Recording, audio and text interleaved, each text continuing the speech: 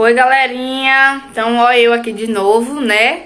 Não enjoem da minha cara, não soltem da minha mão, que agora a gente vai tratar de alguns aspectos mais técnicos, né? Aí, dessa questão do extrativismo sustentável do licuri. Então, a ideia é que a gente trate um pouquinho, a gente fale um pouquinho sobre o planejamento produtivo do licuri na unidade de produção familiar, né? Na propriedade, de uma perspectiva centrada nesse extrativismo sustentável, ou seja, que respeite o meio ambiente, que respeite os outros seres vivos e que garanta a continuidade dessa atividade extrativista por muitos e muitos anos lá no futuro, certo? Então, gente, em tudo que a gente vai fazer na nossa vida, existem duas coisas básicas para a gente ter sucesso, né? São o planejamento e a organização. Eu sou fã de carteirinha do planejamento. Eu faço lá uma agendinha toda semana, segunda, terça, quarta, quinta, sexta. O que é que eu tenho que fazer, quais são as minhas tarefas, quais são as minhas metas, os meus compromissos. E aí todo dia quando eu acordo eu faço um café preto, sem açúcar, viu? Eu não tomo café com açúcar, não. Boto na mesa e vou conferir bonitinho o que é que eu tenho que fazer. E aí eu vou fazendo e riscando lá. Porque aí você consegue garantir a produtividade, a tranquilidade, né? E executar as suas coisas de maneira organizada, de maneira mais calma, de maneira mais responsável também. Então a ideia e isso, né? Não é diferente na cadeia produtiva do licuri, em nenhuma cadeia produtiva, na verdade. Então a ideia, né, de fazer esse planejamento, ela se baseia em alguns objetivos. O planejamento produtivo, ele tem os objetivos. E aí são três, esses objetivos principais. O primeiro é aumentar a eficiência e a agilidade na hora da coleta dos frutos e folhas das palmeiras. O segundo objetivo é diminuir os danos ambientais, né? Diminuir a degradação do meio ambiente dos licorizais. E o terceiro é diminuir a incidência, ou seja, né, evitar que aconteçam acidentes de trabalho com os extrativistas, com vocês agricultores que trabalham com licuri. Então a primeira coisa, a gente já falou no outro vídeo, eu tenho certeza que vocês foram lá ver meu outro vídeo, que também é bem legal, é sobre o uso, né, de equipamentos adequados e dos equipamentos de proteção individual, que a gente chama os EPIs. Ou seja, né, relembrando aí quais são: chapéu, camisa manga longa, bota, luva, facão, o podão, o balde, etc. Então depois que você já está todo protegido, preparado para trabalhar sem se machucar, né, aí a primeira etapa é fazer um diagnóstico do licurizal, ou seja, selecionar e localizar a área de coleta. Então, se vocês tiverem o apoio de um ACR ou da própria técnica da ATE ou de algum parceiro que tenha o GPS para tirar um pontinho ali e registrar qual é a coordenada geográfica da área, maravilha. Mas se não, tem outras formas da gente fazer essa identificação, né, e essa localização. Então, primeiro identificou ali qual é o local, visitou, percorreu, observou. É importante fazer um mapa da área, né? Ou seja, um desenho, seja ele manual, no papelzinho, ou digital, né, no computador, ou um croquis, né? Um mapa, então, ou um croquis. Identificando como chegar até a área, quais são os reservatórios de água presentes, quais são as fazendas vizinhas, as estradas próximas, com quais espécies de plantas nativas ou culturas agrícolas as palmeiras estão consorciadas, né? Entre outras coisas. Então, o que é que tem que aparecer vai variar muito de propriedade para propriedade. Vocês vão ter essa sensibilidade aí na hora da visita. Então, a ideia desse planejamento, gente, é primeiro estudar, caracterizar, né? E ir anotando tudo que foi observado em campo. Então, reconhecer o espaço. Por quê? Porque isso gera agilidade, praticidade. Na hora da colheita, você já sabe direitinho aonde que você vai. E aí tem algumas dicas úteis que eu quero trazer para vocês de o que deve conter nessa caracterização da área, né? quais dados a gente pode prestar atenção aí? O primeiro é a localização da área, né? Que eu falei rapidinho, mas vamos reforçar. Com a descrição das distâncias em relação à comunidade, à sede do município, né?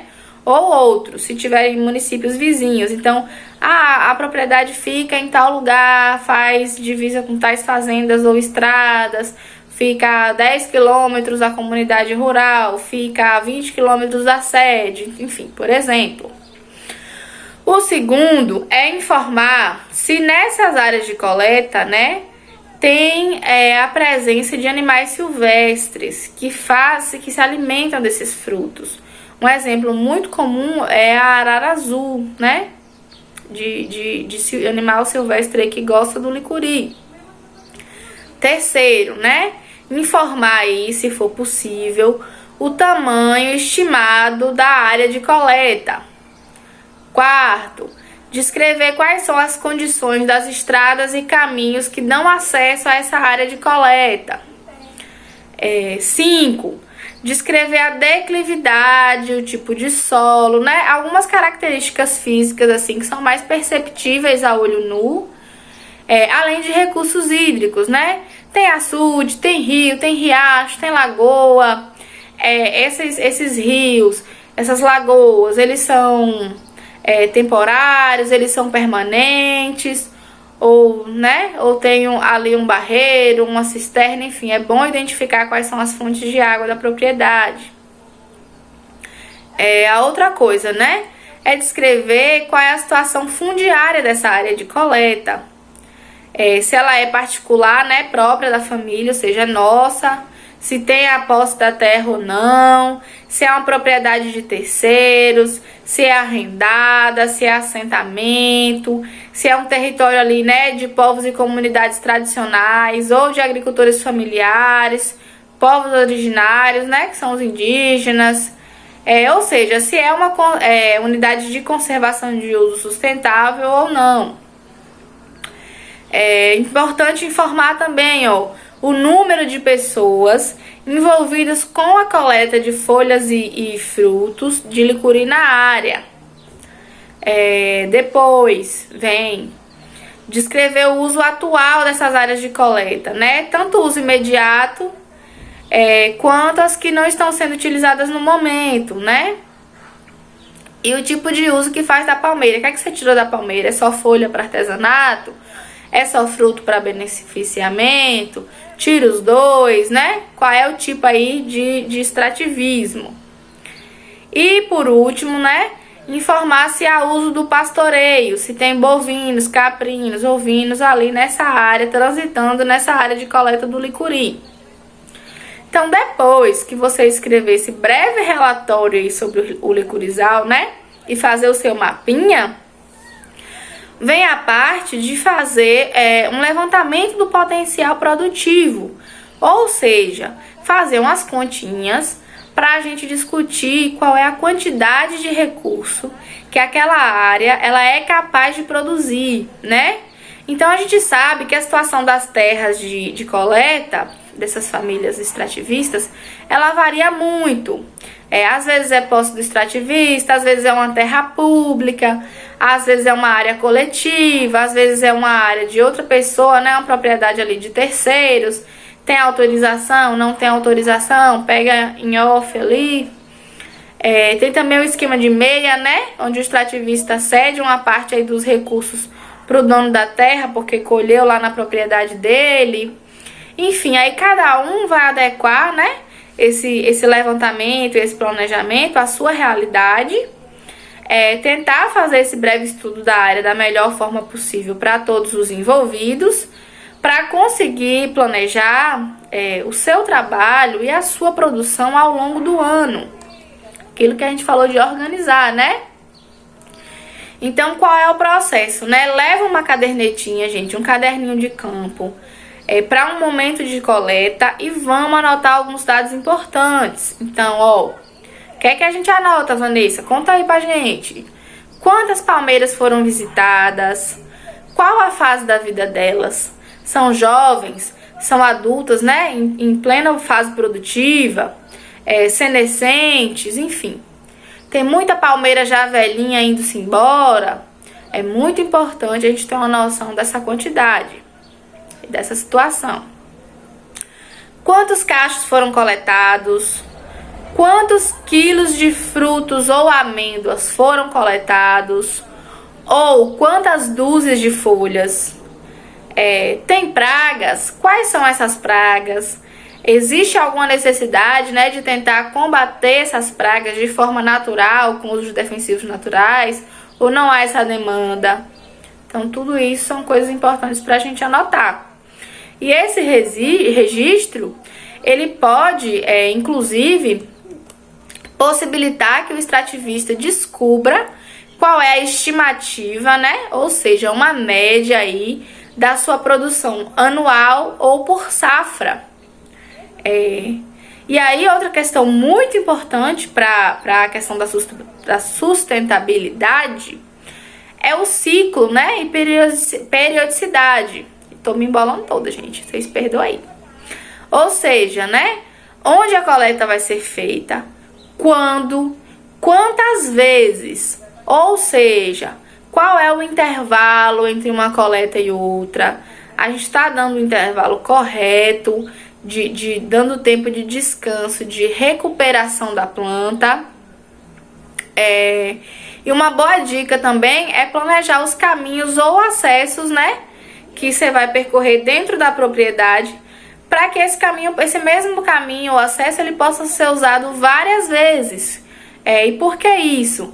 Porque reduz os danos à vegetação, né, do local e economiza o tempo do agricultor, porque ele já tem uma rota definida e o caminho já está aberto, não tem esse trabalho de ir raleando ali a caatinga no lugar.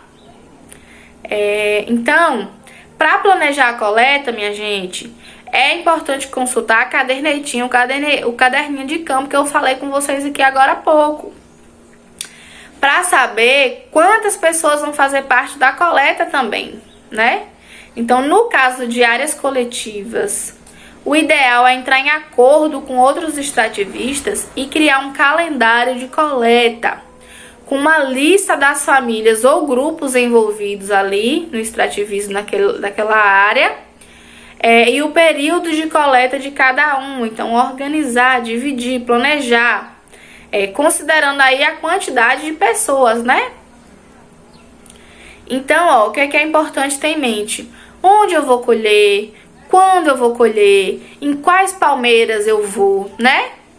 E aí tem algumas questões que são importantes que a gente tem que bater. Lá no vídeo vocês vão ver também, mas eu vou relembrar aqui. A gente nunca pode tirar mais da metade dos cachos, né? Ou dos frutos caídos, ou das folhas de uma mesma palmeira, porque a gente precisa garantir que os animais silvestres tenham o que comer. A gente precisa garantir o equilíbrio do meio ambiente, assim como a brotação de mudas espontâneas, né? Que nascem ali ao redor da planta-mãe. Então, o indicado no caso da coleta de folhas é dar um espaço entre cerca de 60 no mínimo e preferencialmente 90 dias para retirada de folhas ali no mesmo olho, ou seja, 3 meses. Mantendo, né, preservando sempre o primeiro olho, ou seja, das folhas mais jovens, e preferindo fazer a retirada do segundo e terceiro olho. E aí essa coisa das mudas que eu falei, lembra uma questão importante, né? O licuri, ele é uma planta de produção a médio prazo. Gente, a palmeira, ela começa a produzir com cerca de 6 anos. Então, preservar, propagar, cultivar mudas, né? Proteger aquelas mudinhas pequenas ali que vão nascendo sozinhas por conta própria. Plantar essas mudas, ter palmeiras jovens, né? Renovar o licurizal, ele é essencial, é uma questão de se preparar para o futuro. Então, depois de mapear, fazer o diagnóstico, identificar a quantidade de quilos, né?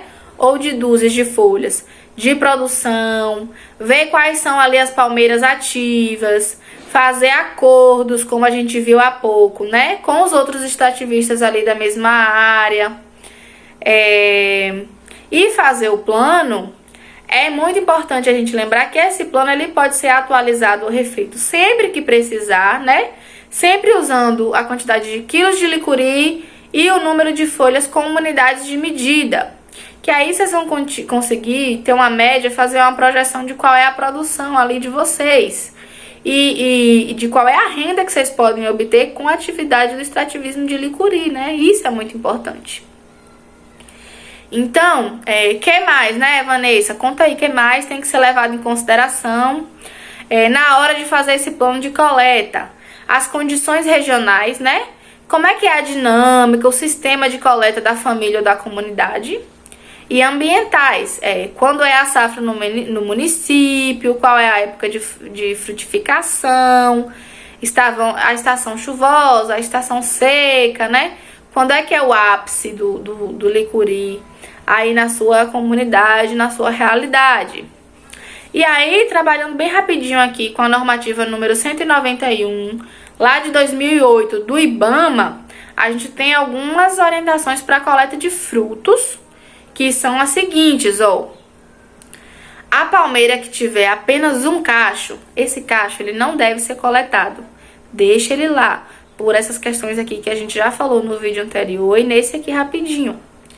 As que tem 2 cachos, a gente tira um cacho, deixa o outro. As que tem 3 cachos, a gente pode tirar 2 e deixar 1. As que tem 4 cachos, né, ou mais, a gente deixa 2 na planta e tira o excedente, os que sobrarem. Então, outra coisa importante, né, um cesto ou um balde deve ser usado para armazenar os cachos cortados, evitando o contato do cacho com o chão, evitando a contaminação desse fruto. Como a gente disse no outro vídeo, né? Do cacho, do pé para o balde, do balde direto para o terreiro de secagem. Já no caso das folhas, minha gente, a coleta de folhas ela deve ser realizada com muito cuidado para não danificar o olho da palmeira, o primeiro olho que eu falei.